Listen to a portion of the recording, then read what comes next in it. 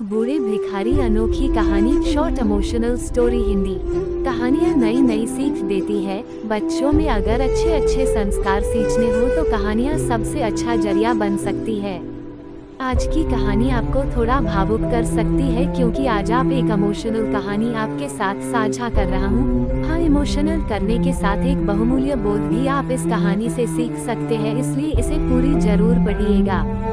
हर दिन एक भिखारी दरवाजे के पास आकर भीख मांगता था और घर का मालिक हमेशा घर के बाहर आते ही उसे देखकर फिर जाया करता। कई बार उसके लिए गालियाँ भी बकता। वो कहता, तू जिंदा ही क्यों है? पूरी जिंदगी ऐसे ही भीख मांगेगा क्या? धरती का बोझ क्यों बना बैठा है? और कभी कभी उस भिखारी को गुस्से में वह धक्का भी मार दिया करता। इतना कुछ हो जाने के बावजूद अधिकारी के मुंह से सिर्फ यही निकलता कि भगवान भगवान तुम्हारे पापों को माफ करे। एक बार सेठ को धंधे में बड़ा नुकसान होने की खबर मिली। सेठ बहुत परेशान था कि तभी उसके दरवाजे पर वही भिखारी आया।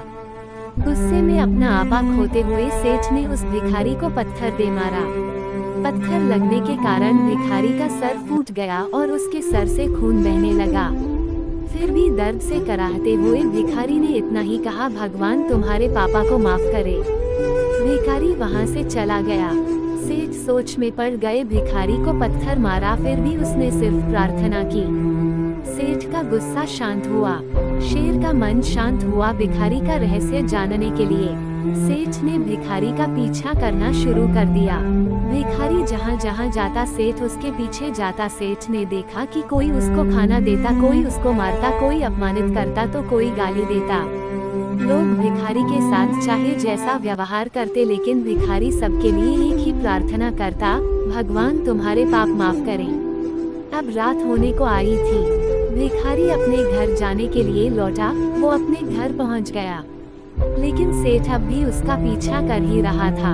एक पुरानी टूटी हुई खटिया पर एक बूढ़ी औरत लेटी हुई थी, काफी कमजोर और बीमार लग रही थी। वह भिखारी की पत्नी थी। अपने पति को वापस आता देख वह खाट से उठ खड़ी हुई। पत्नी ने अपने पति के भीख वाले कटोरे में देखा, उसमें सिर्फ आधी बासी रोटी थी।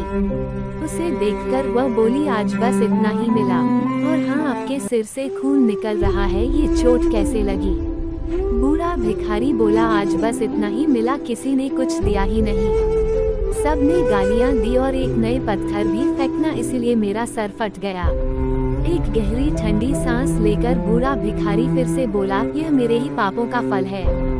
तुम्हें याद है कुछ सालों पहले हम कितने अमीर थे? क्या कुछ नहीं था हमारे पास? हमारे पास हर चीज जरूरत से ज्यादा थी, लेकिन हमने कभी दान नहीं किया। और उससे भी बुरा हमने उस अंधे भिखारी के साथ किया जो हमारे द्वार पर भीख मांगने आया करता था। बूढ़ी पत्नी की आंखों में आंसू आ गए। वह बोली, हाँ, हम उस बेचारे अंधे के साथ बहुत बुरा करते थे, उसका अपमान करते थे, उसे खाने के लिए रोटी की जगह कागज दिया करते, उसका मजाक उड़ाया करते और कभी कभी मारा भी करते। मैंने कभी उसको रास्ता नहीं दिखाई। एक बार मैंने उसके मुंह पर मिट्टी भी फेंकी थी और वो हमेशा दुखी होकर यही कहता कि भगवान तुम्हें तुम्हारे किए की सजा देगा, भगवान तुम्हारे पापों की सजा जरूर देगा। उसका श्राप सच हुआ और हम इस दुख भरी जिंदगी में आ गए।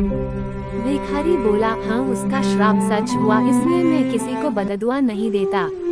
चाहे कोई मेरे साथ कैसा भी बर्ताव करे, मैं हमेशा उसके लिए प्रार्थना करता हूँ।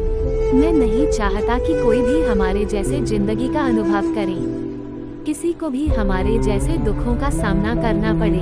वो नहीं जानते कि वो कितना बड़ा पाप कर रहे हैं, इसलिए अनजाने में हुए पाप की ऐसी सजा किसी को भी मिले, मैं नहीं चाहता।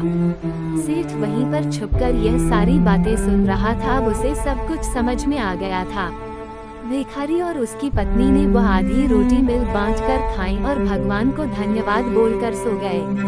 अगले दिन बड़ा भिखारी फिर से भीख मांगने गया। सेठ के घर के पास जाते हैं। सेठ ने पहले से गरम रोटी या उसके लिए निकाल कर रखी थी, उसे देते हुए सेठ विनम्रता से बोला, माफ कर दीजिए बाबा, उसे बहुत बड़ी गलती हो गई।